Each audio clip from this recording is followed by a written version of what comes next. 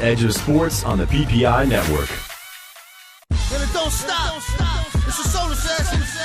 Exclusive rock him. Come on. Dave Zirin returns on Edge of Sports Radio, where sports and politics collide. Boom, we're back here on Edge of Sports Radio. We are facing a 66-game season in the NBA. It is going to be a sprint from start to finish. Is this legitimate basketball? Well, we've got some people here to help me figure this out. Sitting shotgun, I got the coach, Kevin McNutt. Coach, how you doing, sir? Oh, man, let's rock and roll. And on the phone, the war chief from the only basketball magazine that matters. That would be Slam. His name is Ben Osbourne. Ben, how you doing, sir? I'm good. How are you, Dave? Good to hear from you. Oh, great to have you here live on the air. Ben, I'm going to play a little game with you, stolen shamelessly from my man Ivan Carter, Comcast Sportsnet, and it's called Tell Me I'm Wrong. I'm just going to say something about what I think about the upcoming NBA season, and just, tell me straight up. Tell me if you think I am wrong. Okay. Is that cool? Yep. Tell me I'm wrong. The Clippers will be better than the Lakers this year. I think you're wrong. I don't know how yet, but I'm not ready to. I'm not ready to get my head around that one yet. It's just too hard, right? Yeah, especially when we don't know really that. I mean, if this is truly the Lakers roster, then you're right. But I don't know. I feel like they're going to do something with their trade exception or Dwight or. But yes, I will give you, if this team is the Lakers roster all season, then the Clippers will have a better record. Is part of you in your head think that, well, because they're the Clippers, even if the rosters stay the same, they'll mess it up somehow and the Lakers will rise to the occasion somehow? Is there something mystical in your thinking? There's something to that, too. But, I mean, it's more about if the Clippers have definitively have the better players, I don't think this is more my faith in Mitch Kupchak and Kobe and just the Lakers organization that they're going to, salvage something. Let me ask you, the Lakers roster, one man can't make a move. I mean, I look at that roster, Fisher, all the guys over 35 years. Man, I'm surprised Fisher's even staying on, and much less starting. He's awful. Yeah, thank you. I like him, but fine he can't play individual, anymore. Friend of the show. Hard to imagine him guarding Chris Paul. I think we can all agree about that. Totally. No, that's going to be like the crazy irony because, Fish is kind of Kobe's boy, and then they're going to play in the same building. That's their big rival, and he's just going to get torched by the guy that could have been a Laker. Yeah, it's going to be brutal for Laker fans, I'm sure, that matchup in particular. Okay, tell me I'm wrong. Miami will not make the NBA Finals because they will suffer in a shortened season with no bench to speak of. It's funny, Dave is a writer for Slam, too, so I just was reading his column where he's talking about how the Heat aren't going to make the finals. I think you're wrong. The lack of a bench is a slight concern, but I think the shortened season sort of plays into like a LeBron's hands. I mean, he's still just so fit and goes so hard. I think that the last few games of the finals notwithstanding, I think his unstoppability will be even more pronounced. Same with the Derrick Rose also, but I think if it's Bulls Heat again, also Dave, what difference does the shortened schedule matter when we get to the Eastern Conference Championship? That gets to my next question. Tell me I'm wrong. The Bulls would have been better off staying with Keith Bogans than going to Rip Hamilton at age 34. These are good ones, Dave. I came prepared. You're Ben freaking Osborne, for God's sakes, not some piker. Had to bring the hard questions. You're asking me yes or no questions. Gosh, that's a tough one. I like the Rip move. I think that they need scoring. And yes, Bogans is like a gritty guy, and that served a purpose. But to me, that team is going to play that way. anyway. Like it's almost like yes, Keith fit in very well with what Tibbs is trying to do in a way that Rip doesn't. But the truth is, they needed offense, and they'll still play hard and be Bulldogs. Rip won't be necessarily, but I think his points are more valuable than some of the dirtier stuff that Keith Bogans brings. So I liked it for the Bulls. Tibbs being Coach Tom Thibodeau. Go to you, Coach K. Coach, because I really think that I like you. I like the Rip move. He's a champion. He plays hard. I remember what got him out of town here in D.C. when he just flatly disagreed with Jordan and really saw Jordan as an old man that shouldn't have been out there. So I've always admired him since because I'm not a Jordan fan, as Dave knows. So I think he's a tough character. I think he's a high character guy, and he's got rings. And it's still a young team, so I think he can add a lot of ways. Bogans is a local kid from DeMatha. Yep. Played here. Been around a long time, but I just saw him on the floor as a 2 and just saying, 2s in this league, no, they don't get 5 points a game. Yeah, that's tough. Yeah. It's like being a third baseman who hits 8 home runs. Right. I mean, that's a great comparison. Yeah, Thank like you. It's not. Don't you need fill points his from head, that. You need man. points from that position. His head barely fills into the showroom now. Come on, please. Look at that suit you're wearing. Oh, Look like you I walked look out of good, a though. dry cleaner. Unbelievable. All right. Question for you, War Chief Ben Osbourne. If you tell me I'm wrong, if you are a betting person, the only bet that actually has some true weight and logic to it in a way that won't keep you up every night is if you put money right now on the Oklahoma City Thunder to win the NBA championship. I don't. What are the odds on that? I mean, I think that would be a kind of savvy bet. But Okay. But let's say you're thinking odds. I'm just saying like the idea that you won't be crippled by self-doubt is the Oklahoma City Thunder. That's the only bet. You're saying they're winning the title, basically. Yeah, they have the inside track. They should be our prohibitive favorite. Tell me I'm wrong.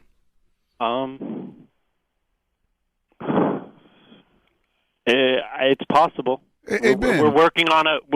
Kevin will be on our next cover, and that's kind of one of the things we're saying. I think one of the most interesting things is how little people are talking about them, and even him. I mean, here's arguably in my opinion, the second best player in the league.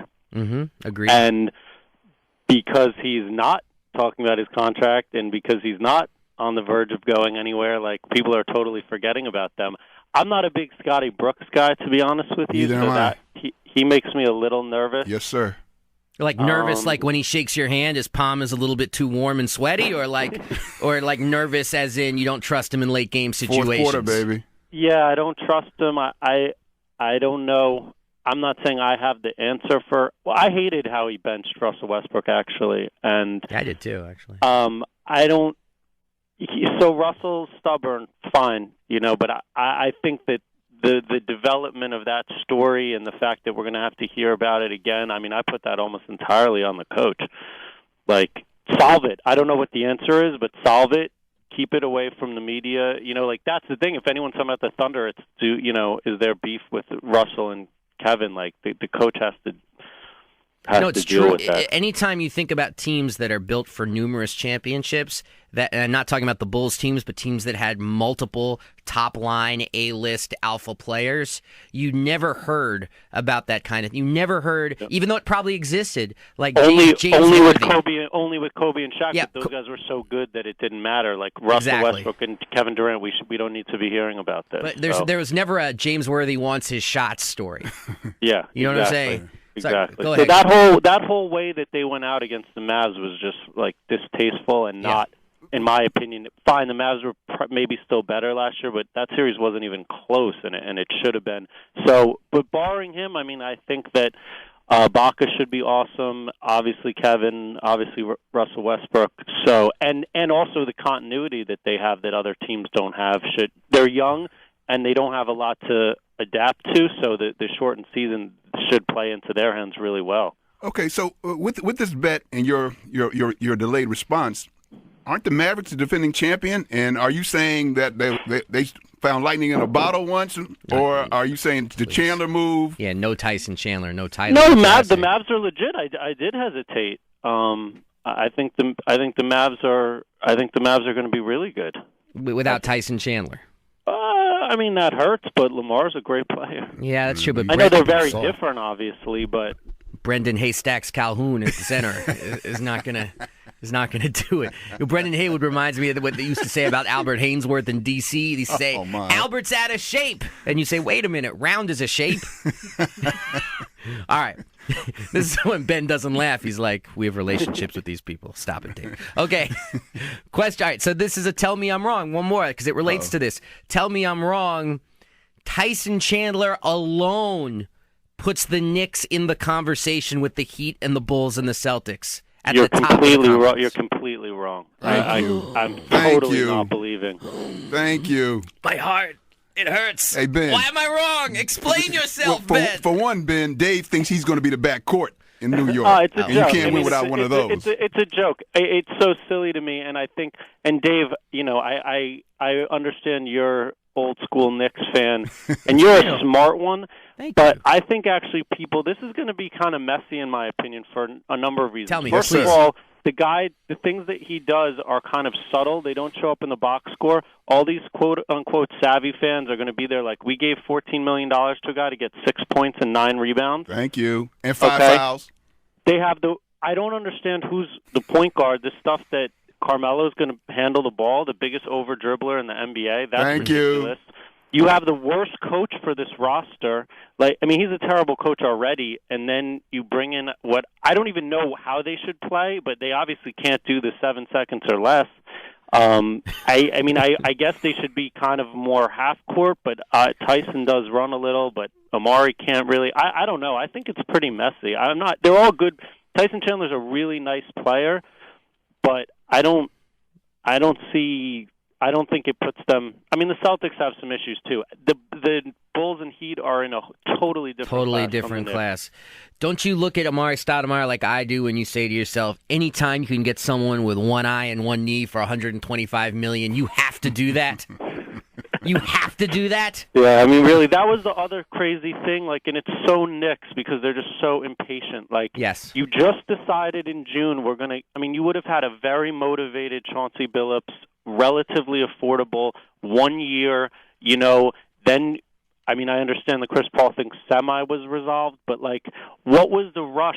This is your franchise, this is your roster for, 3 or 4 years now. The point of the amnesty would be for a guy like Amari Stoudemire, not for Chauncey Billups. So now you can never use it on Amari. Wow. You're never going to be able to make these 3 guys, that's your core for 3 or 4 seasons with no backcourt.